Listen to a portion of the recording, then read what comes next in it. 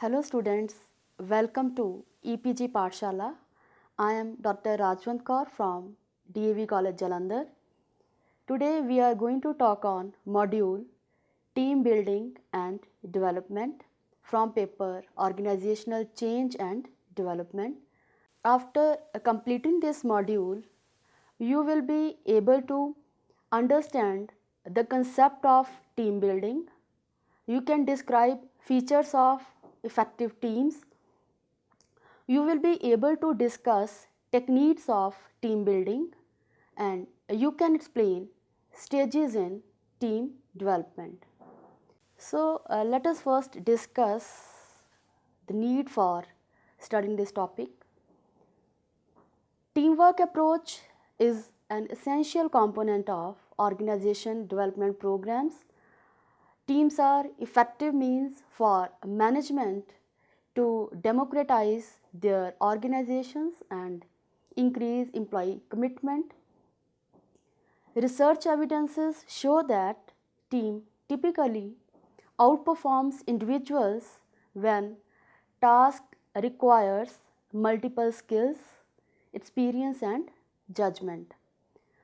Nowadays, teamwork culture is being promoted in the organizations.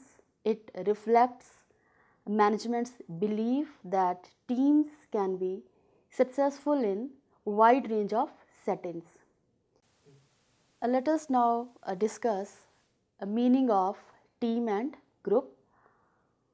Team is a group of persons who work collectively to achieve a defined goal. Team fulfills social needs of people and creates synergy. The terms team and group are used interchangeably, but both do not mean the same thing.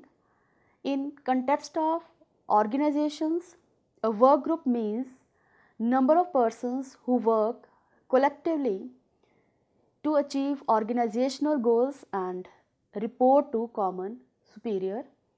They usually have some face-to-face interaction and interdependence for carrying out tasks.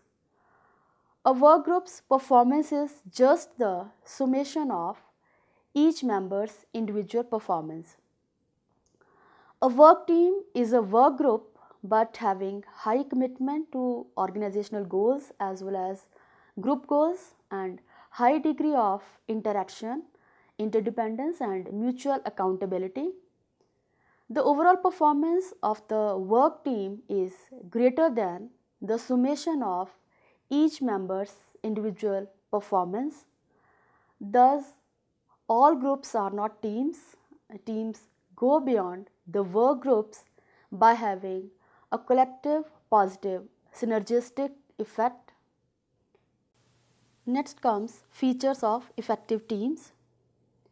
According to McGregor, the effective team is that where decisions are based on consensus, atmosphere is comfortable and informal, members listen to each other properly, members express their feelings and ideas, there is a lot of task related discussion and most members participate in it. Teams' tasks are well understood and accepted by members. Group is conscious about its own operations and conflicts and disagreements occur only around ideas and methods. Next comes types of teams. Teams can be classified on the basis of their objectives. Typically, the three types of teams are found in the organizations. Number one, problem solving teams. Problem solving teams consist of 5 to 12 employees of same department who meet for few hours every week to discuss the ways of improving work processes and methods. The team members pool their ideas and suggestions, but they do not have any authority to get their suggestions unilaterally implemented. Due to the lack of authority and top management's commitment, problem solving teams could not be successful in getting employee involvement in work related decisions. Therefore, self managed teams came into existence and became popular. So, next type is self managed teams.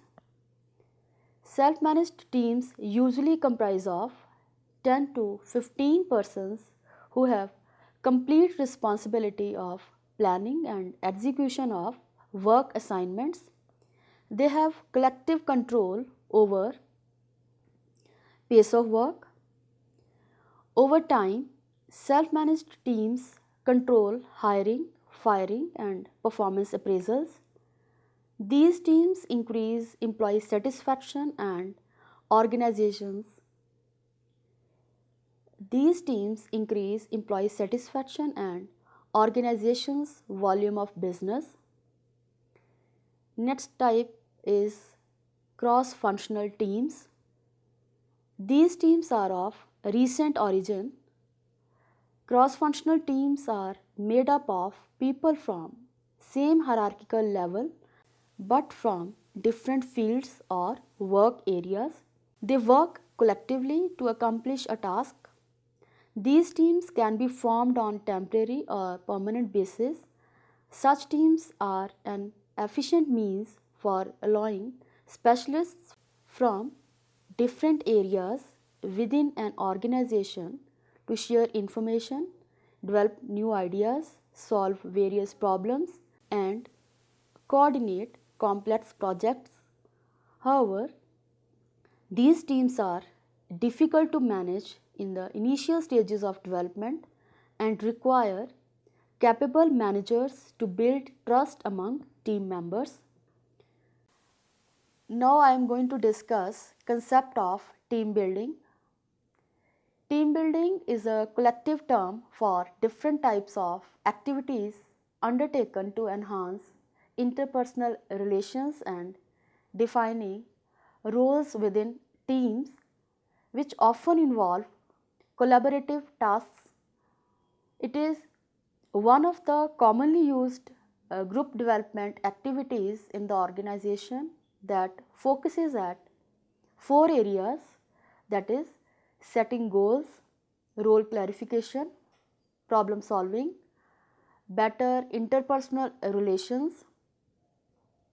Most OD strategies focus at improving team effectiveness for organizational improvement and individuals' personal growth. Hence, team building is an important OD effort. Next comes team building techniques. A number of techniques and exercises are available that can be used in team building to improve team performance and address specific issues. These are effective ways to structure team activities in a way to improve understanding of issues and take corrective actions. However, appropriate technique should be selected for use after a careful diagnosis. Various techniques and exercises usually used in team building sessions will be discussed further, and it is important to note that in the discussion the terms team and group will be used interchangeably, and most techniques involving consultant, a team leader and team members will be directed at formal teams. You can see various team building techniques in this figure, which include role analysis technique, role negotiation technique, appreciation and concerns exercise, and visioning. Let us now discuss these team building techniques one by one. First is role analysis technique. Role analysis technique, as developed by Dayal and Thomas, is an effective method of team building. People perform specialized roles in an organization due to division of labor, but sometimes while working in group, they are not clear about what to do, what are their specific duties, what kind of behavior or what type of behavior is expected of them by others, and how others can help them in performing specialized role. Role analysis and definition by the entire group clarifies role of individual member, that is who is to do what, which leads to individuals commitment to the role. Thus role analysis technique helps in examining mutual expectations, demands and obligations of interdependent team members. This technique is helpful in new as well as in existing organizations. In new organizations, a role analysis can be done for each major role, and in existing organizations, it can be conducted for new teams or even for established teams in case there exists role ambiguity. Role analysis technique comprises of certain steps in which role incumbents, that is, the concerned individuals in collaboration with other team members, understand and define role requirements. The role for which role analysis is being conducted is called focal role. The steps of this technique include: first of all, the focal role individual starts the analysis of focal role. A thorough examination of the role, its purpose, its place in the organization, its importance in achieving organizational goal, etc., is undertaken. Then specific behavior and duties related to that role are written on chalkboard, which is followed by a discussion by whole team till the team and role incumbent are satisfied about defining the role properly. Frequent additions and deletions in duties and behaviors are made. In next step, focal role individuals or incumbents' expectations of others are studied.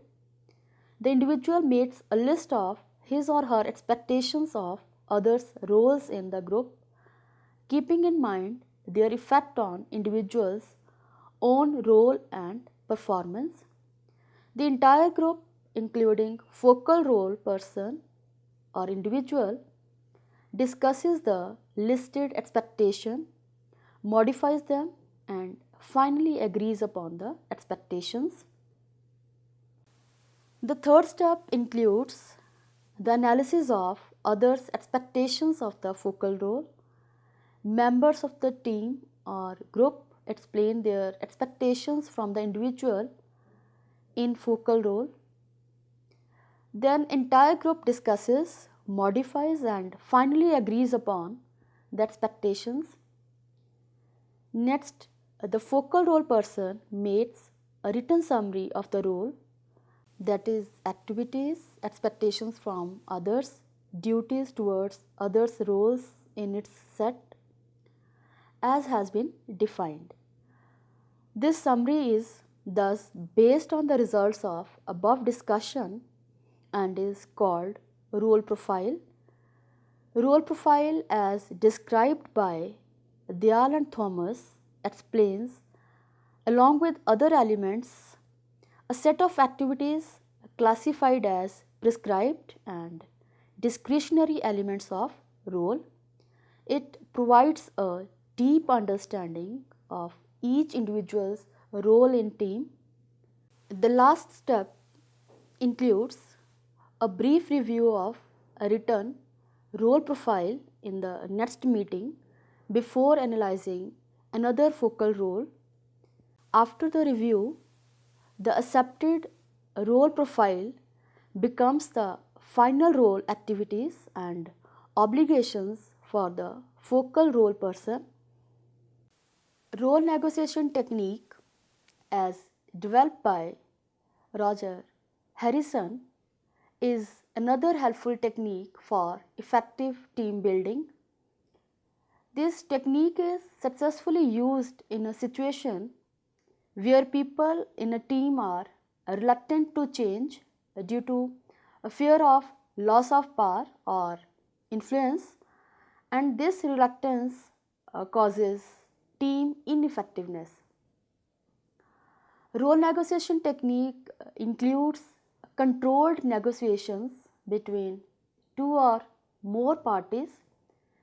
Each party agrees in writing to change its certain job related behaviors in exchange for some changes in job related behaviors by other. Harrison believes that most people prefer a fair negotiated settlement of unresolved conflict, and for this they are willing to spare some time and make compromises in order to achieve a solution. Role negotiation technique requires at least one day and comprises of certain steps such as number 1, contract setting. So first of all, the consultant sets the climate and frame certain rules like work behaviors rather than feelings about people will be considered. Parties involved will state specifically what one wants other to do better, to do more or less, or stop doing, or maintain as it is without any change. These demands or expectations must be in writing. Only reciprocal change will be entertained, that is, the other party must agree to a change if one is ready to change. Thus, this step involves individuals agreeing with each other to enter into a written contract of what behaviors each party will change. Next comes issue diagnosis. This step comprises of individuals perceiving of how their effectiveness can be improved if others change or modify their behavior. Each individual first perceives and then fills issue diagnosis form for every other individual of the group. In this form, the individual describes what he or she thinks that the other should do more or less or maintain unchanged. After this, these messages are exchanged among members. Messages received by each member are written on chalkboard or newsprint so that all members can see these messages. Third step is influence a trade or a negotiation period. In a negotiation period, discussions are carried out between group members, that is, two at a time, about major changes in behavior they want for other and significant changes in work behavior they are willing to make themselves. The purpose is to get something in return. The other team members watch the demonstration given by two team members. The group thus breaks into negotiating pairs. The negotiation continues until all members are satisfied that they will get a reasonable return for what they are consenting to give.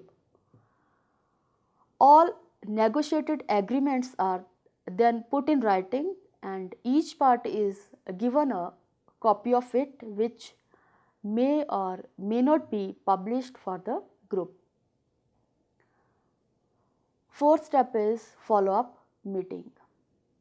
It is advisable to have a follow-up meeting, usually after 1 month, to check whether these contracts have been executed and to examine the effects of contracts on team effectiveness.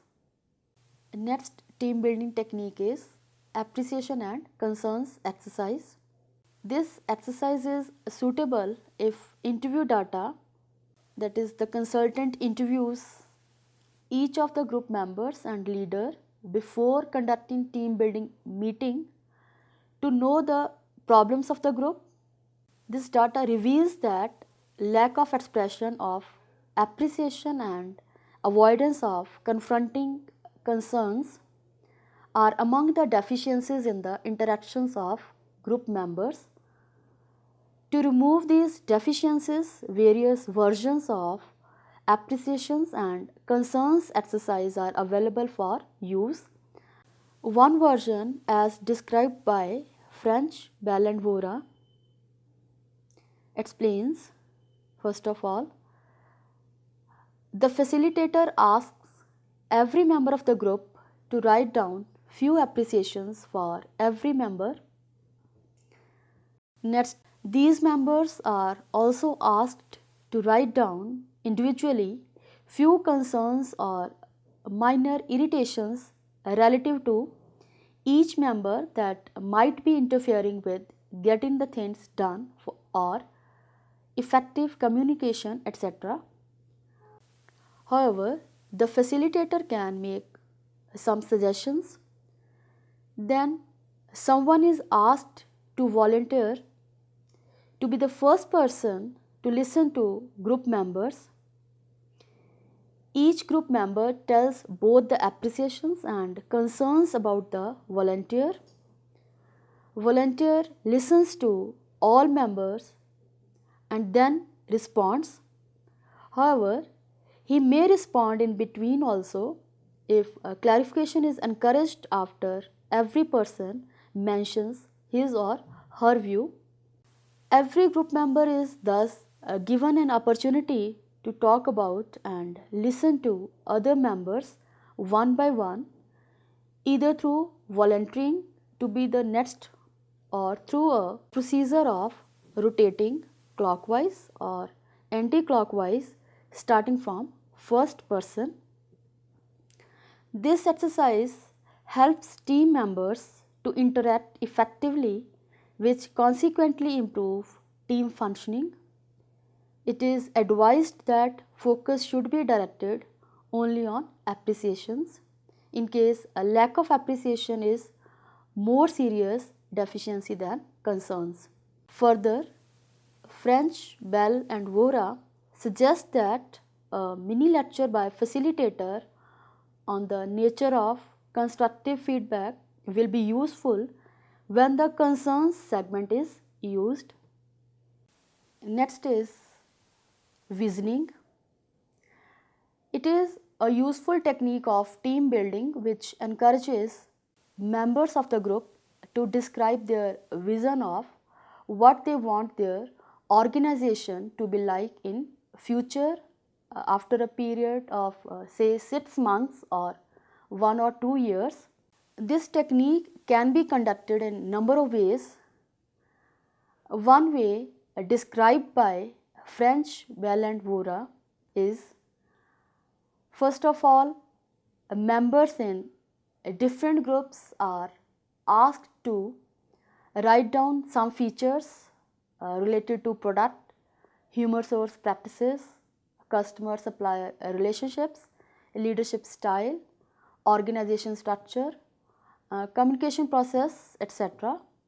on paper in 90 minutes, which they would like to have in their organization in 1 or 2 years from now. Next, they are asked to make features visible on flip chart paper by marking pen and display on wall. After doing this, each member reports to its group and gives answer to questions pertaining to some clarification. During a half-hour break, A subgroup of usually 3 people extracts themes from what individual member has reported. Next, the subgroup reports these themes to the total group. Then the group discusses and extracts the common themes. This technique provides an opportunity to team members to participate in organizational development efforts through providing their valuable ideas and developing common viable ideas to implement in organizations' pursuits to improve effectiveness. Team development stages. Team building techniques help in team development and team leader facilitates this process. Most experts in team development believe that each team goes through 5 stages. The duration of each stage is determined by individual skills of members, total number of members, work they are supposed to do, and type of leadership available to them. Bruce Tuckman identified 4 stages of team development, namely forming, storming, norming, and performing. Later, he added one more stage, that is a 5th stage of adjourning or transforming. Thomas Quick described 5 stages of team development as searching, defining, identifying, processing, and assimilating or reforming. Thus, a team usually passes through 5 stages in team development process, and each stage has been named differently by different authors. These stages are: number 1, in first stage, the team is created and members meet each other. They try to understand team goals, opportunities, and challenges. Members agree on goals and take work responsibilities. Team guidelines are determined. Leader's role is very important in this stage. He helps team to define their roles and processes. Team leader can be a supervisor, manager, or consultant, that is a third party, and he or she facilitates team building process. In second stage, there is expression of ideas, low trust and conflict between members. Team selects leadership style and decision methodology. Leader tries to guide the team in setting goals, defining roles and team behavior, and developing mutual feedback process. During third stage, team develops work habits and exhibits mutual trust, open communication, group focus, and positive teamwork. Team leader encourages involvement of team members in team related tasks and decisions. In fourth stage, team is characterized by loyalty, high commitment, extensive participation, group decision making, high interdependence, personal growth, and knowledge sharing. Team becomes responsible for planning and execution of work. The leader acts as facilitator.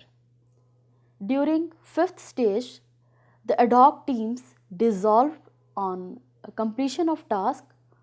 They recognize and celebrate group achievement. Planning starts for change in work of individuals. Leader emphasizes on team and individual recognition by management. The permanent work teams show high performance level. There is development of team members and teams reform into revised teams.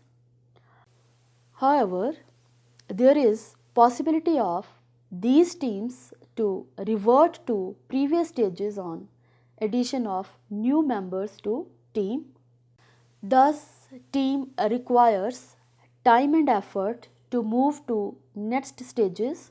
Effective leadership, top management support, and appropriate team building techniques help teams in passing through these stages in a short span of time and developing into high performing teams. High performing teams improve individual, group, and organizational effectiveness, which reflect organization development. Let us now summarize what we have learned in this module. Teamwork approach is an essential component of organization development programs. Nowadays, teamwork culture is being promoted in the organizations. It reflects management's belief that teams can be successful in a wide range of settings. A work team is a group of persons who work collectively, have high commitment to organizational as well as group goals, and have high degree of interaction, interdependence, and mutual accountability. According to McGregor, the effective team is that where decisions are based on consensus, atmosphere is comfortable and informal, members listen to each other properly, members express their feelings and ideas, and there is a lot of task related discussion and most members participate in. Teams can be classified as problem solving teams, self managed teams, and cross functional teams. Another classification of teams can be intact work teams and special teams. Team building is a collective term for different types of activities undertaken to enhance interpersonal relations and defining roles within teams, which often involve collaborative tasks. A number of techniques and exercises are available that can be used in team building to improve team performance and address specific issues. Some of these techniques are role analysis technique, role negotiation technique, visioning, and appreciations and concerns exercise. Team building techniques help in team development and team leader facilitates this process. Most experts in team development believe that each team goes through 5 stages. The duration of each stage is determined by individual skills of members, total number of members, work they are supposed to do, and type of leadership available to them. Bruce Tuckman identified 5 stages of team development, namely forming, storming, norming, performing, and adjourning or transforming. Effective leadership, top management support, and appropriate team building techniques help teams in passing through these stages in short span of time and developing into high performing teams. High performing teams improve individual, group, and organizational effectiveness, which reflect organization development. Thank you.